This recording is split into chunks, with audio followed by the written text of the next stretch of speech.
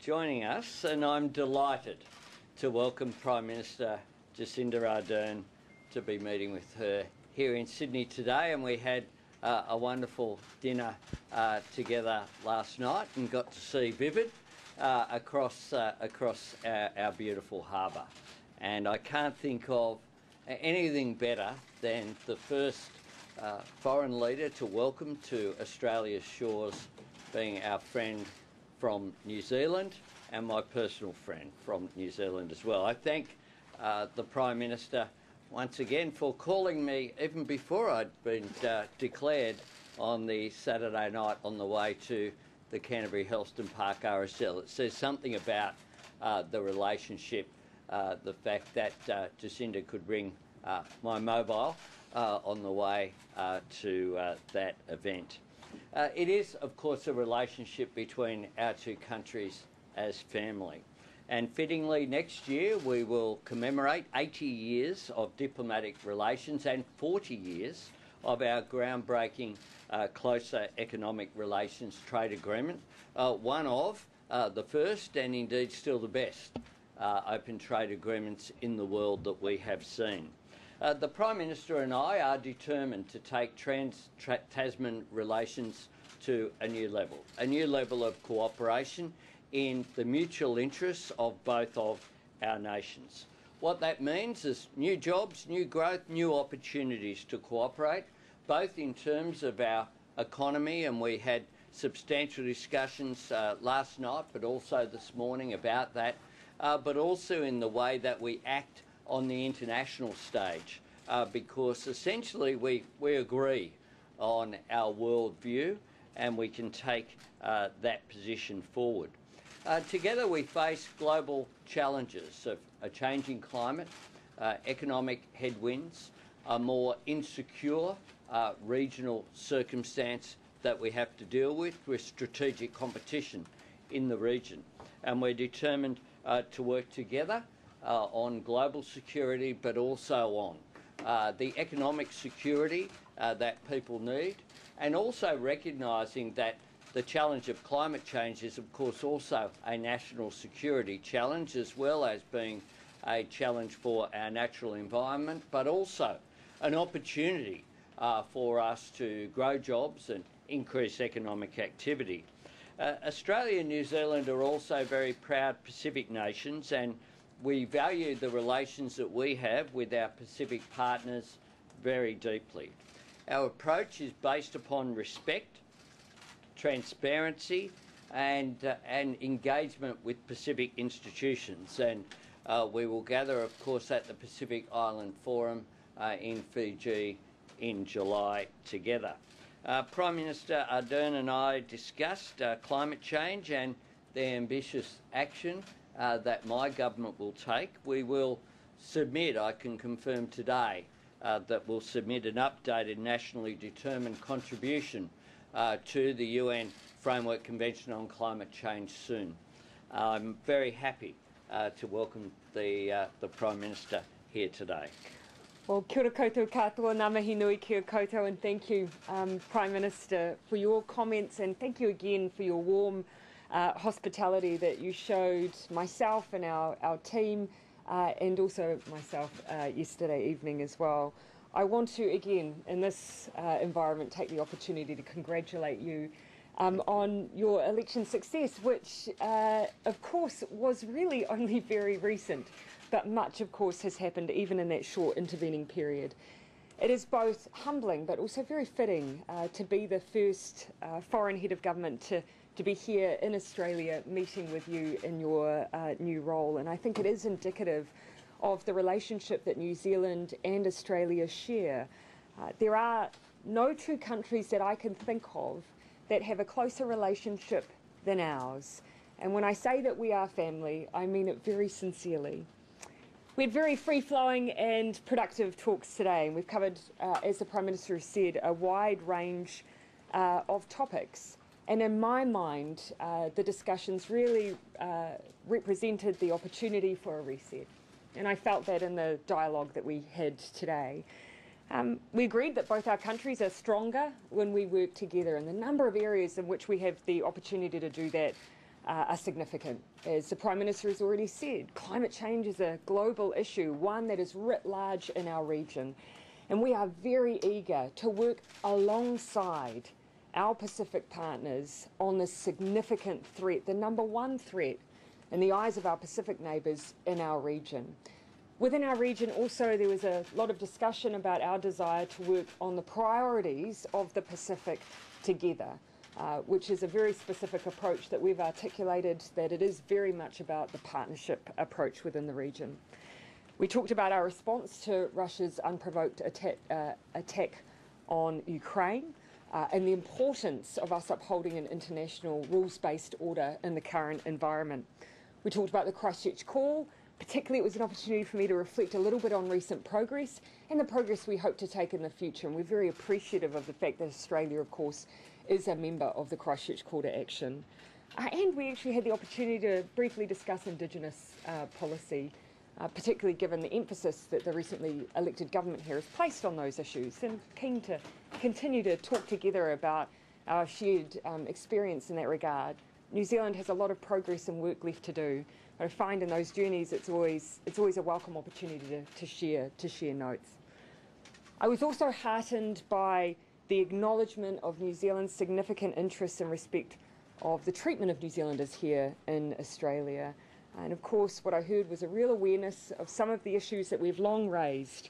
A long-standing expectation that Australia not deport individuals who have lived in Australia for a long time and are essentially Australians, but also ensuring there is a realistic and secure pathway to permanent residence and citizenship for those who need it in Australia as well.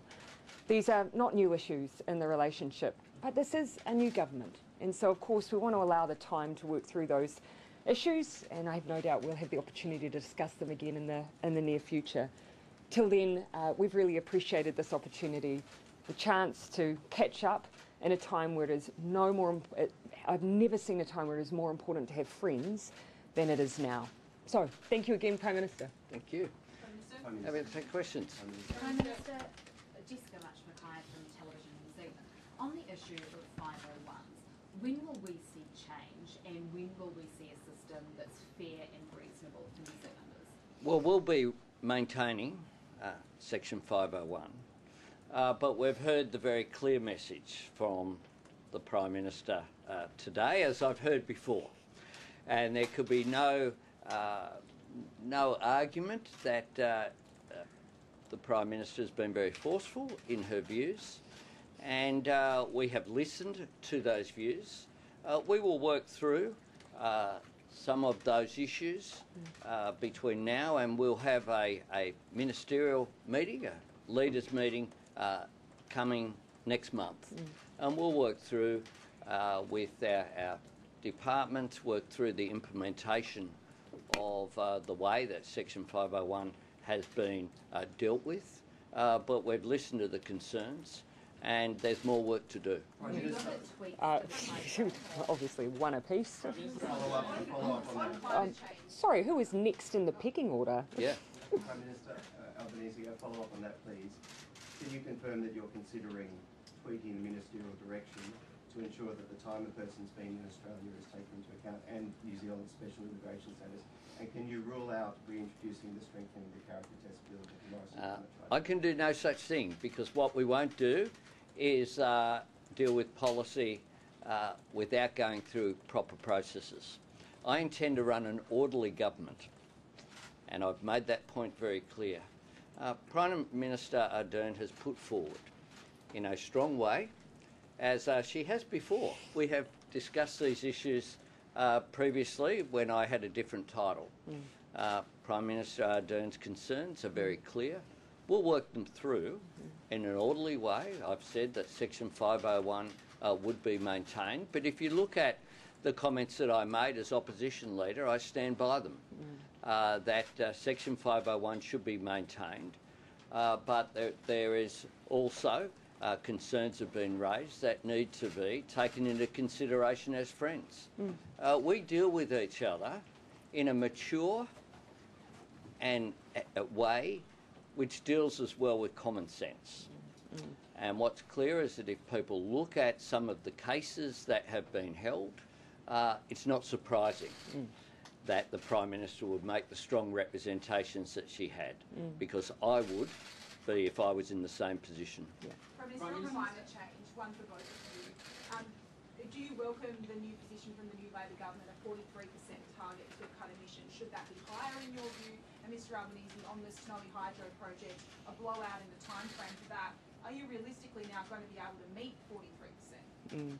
Look, from our perspective, we've always been very careful of the fact that we have to make sure that we have our own house in order. So when it comes to the domestic policies of another nation as in regards to climate change, whilst that is a matter for them, of course, New Zealand is heartened and welcomes the ambition that has been expressed by the new government here in Australia, because it is good for our region and good for the world when we work collaboratively on this extraordinary challenge. The Pacific region has listed climate change as its #1 threat. And that is not out of symbolism, that is out of the reality that right now we already see the considerable effects of coastal erosion, of severe weather events, and of displacement in our backyard. So it's incumbent on us to do our bit. I know with regards to New Zealand, we have a lot more to do, but we welcome being joined on that journey by Australia. Could I say this, that when I have met with international leaders, including Prime Minister Ardern, it's like Australia has gone out of the naughty corner.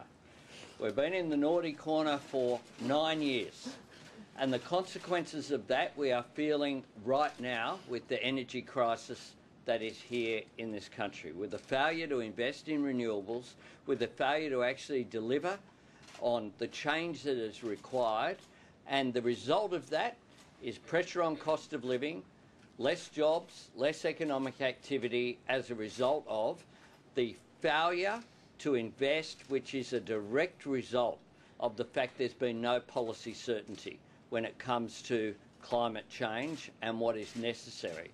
So we have again been confronted by a position on Snowy Hydro where the previous government had said that Snowy Hydro should be up and running effectively around about this time.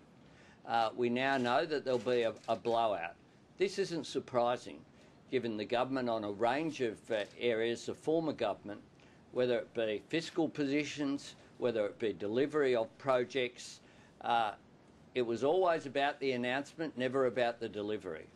And we see that with Snowy Hydro, and indeed Snowy Hydro wasn't due to be plugged into the grid when it was ready to be opened, according to the previous government's timetable. We need to fix transmission in this country to bring it up to the 21st century. We have a plan to do that. We intend delivering on that plan, including delivering on 43% reductions by 2030. Okay, where's the second Kiwi question that we had? Yeah. Sorry. No, absolutely. Mr Albanese, what do you... Except they're coming to me. Yes, as I predicted. They get me all the time. Cropper from New Zealand. Hi. What do you think of New Zealand's response to the rise of China in the Pacific, and would you like to see New Zealand doing more? We're in lockstep on the Pacific, and I look forward to working with Prime Minister Ardern, working with our democratic neighbours. We're all a part of the Pacific. They're our partners, and at the Pacific Island Forum, I very much look forward to working not just with New Zealand but our other Pacific partners on making sure that we defend national sovereignty, that we look at ways in which we can increase development. We had a very comprehensive plan we took to the election. It includes over $500 million of foreign aid. It includes planning to train for defence. It includes our climate and infrastructure partnership, including funding, broadcasting and having a presence in the Pacific as well, a voice of Australia through changing the cuts that were made to the ABC's presence in the region, increased parliamentary engagement. But importantly as well, the position on climate change means that when I've spoken with the leaders in the Pacific, which I have, and in coming days I'll be meeting with the leadership of the Cook Islands as well. We are taken seriously now. You can't have a circumstance whereby you have the former Defence Minister and now Leader of the Opposition standing around and people making jokes about people drowning. Our Pacific neighbours and partners don't think that's funny. What they do is see that Australia wasn't stepping up in a way that's appropriate and treating them with respect that they deserve. Yeah, the third one, I'm assuming, do you want ABC? Go. I'm guessing, yeah, go for it.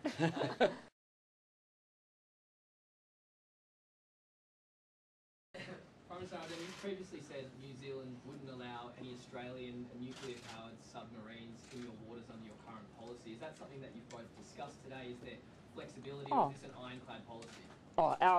None of our policies with regard to nuclear issues are changing, but nor was there any sense that it's something that Australia expects us to. We've, of course, had a long-standing relationship, friendship, partnership, and we're allies. And so I think those principles are well understood, and they're not a point of tension at all. Yeah. Yep. So Zach's pointing down there. Yep. Thank you. Prime Minister Ardern, do you regard this visit as a reset of Australia's relationship with New Zealand, and do you think a reset was necessary? I do see this as an opportunity for a reset because, you know, there were obviously some points of friction. There's obviously still issues to be worked through, but the ability that we have to have those conversations in an open manner, to be able to talk frankly about the mindfulness that we need to play to domestic issues as well, but just demonstrating that understanding of where that tension has come from and the fact that there are areas where we can find some resolution. Obviously, there's some work to do, but in my mind, yes, this does represent a reset. One thing I would like to just add on a prior question that came around the issue of deportations. New Zealand is not asking for Australia to remove their deportation policy. We never have. I frequently see New Zealand's ask mischaracterised, often I imagine for domestic political reasons. What we've simply asked is that there's greater reciprocity. New Zealand, of course, deports individuals who have been in New Zealand for a short time and who have acted outside our expectations for anyone who chooses or wishes to stay as a resident. But there are some who are being deported from Australia who, for all intents and purposes, are Australian. Often zero connection to New Zealand, sometimes not even having stepped foot there. That's the place that we're asking for that consideration to be given. So anyone who claims that it is somehow going to make Australia less safe, that is not true and it is not fair. Yeah, so I think we've got one more for, no, we've got another one for New Zealand, I think. Radio New Zealand, a question for both of you if possible. Considering the security challenges in the Pacific region, is New Zealand positioned where it needs to be when it comes to strategic security arrangements, or is there greater urgency for New Zealand to join arrangements like the Quad or AUKUS? And Prime Minister Albanese, is that something that your government would support? There's no question that our region is increasingly contested. And we have seen in recent times, obviously, new arrangements that have emerged. Whether or not it actually is more of a procurement arrangement, as AUKUS is, or the Quad, or the existing arrangements we have, such as the Five Eyes. New Zealand's perspective is simple. As long as these arrangements follow the values which we hold dear, are transparent, and have at their core peace and stability, then we see those as welcome. From New Zealand's perspective, we have strong bilateral relationships in the region. We have obviously our strongest relationship being with that of Australia, but we want to see an increasing elevation of the Pacific Island voice within our region. That's where the PIF and that forum becomes so important, and our approach in raising that voice will be collaborative and one of partnership. We've heard a lot of dialogue about the Pacific, not much of a chance for the Pacific to speak for themselves on these issues, but you can see in recent efforts to try and create greater security arrangements directly with China many of those nations choosing for themselves that they would stick more to an economic frame. But again, let's hear from the Pacific on these issues. Yeah, thanks, Prime Minister. You can have separate agreements, which we do over the Quad Leaders meeting, for example, when we met in Tokyo, what seems like a long time ago, but was only a couple of weeks ago. There's no proposals to expand beyond the Quad. But that doesn't mean that our friends and allies can't have input through that process. And the relationship between New Zealand and Australia is so strong.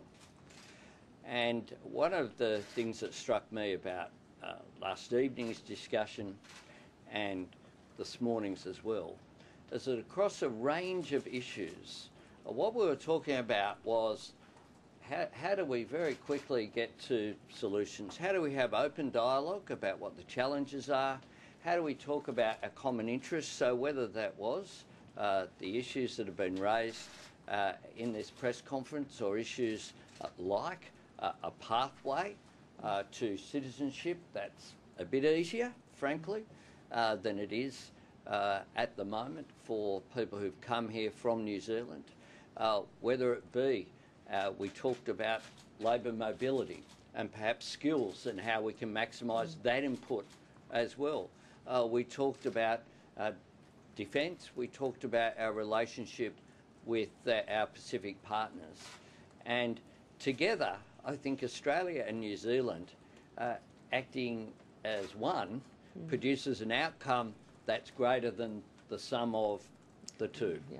And it's that perspective that I certainly take forward, and I really appreciate the Prime Minister's openness and preparedness to have this dialogue. We look forward to our leaders' discussion, which is more formal, and we've discussed the ministers who will be present from both sides. My ministers, I can now inform the Ministers for Climate Change and Energy, the Treasurer, the Minister for Foreign Affairs, you'd expect to be there, but also of Home Affairs and Immigration. We will have them present from both sides so that they can work these issues through and come up with concrete solutions that make a difference. Thanks very much. Oh, I believe we've got one last New Zealander. I'm so sorry. Is that correct, or have I miscounted? I would get in a lot of trouble if we didn't have even numbers from each side. I think it's 3 each. Oh, was it 3 each? Forgive me, we're done. Excellent. Thank you very much. I've just been through an election so I can count. 77's the key.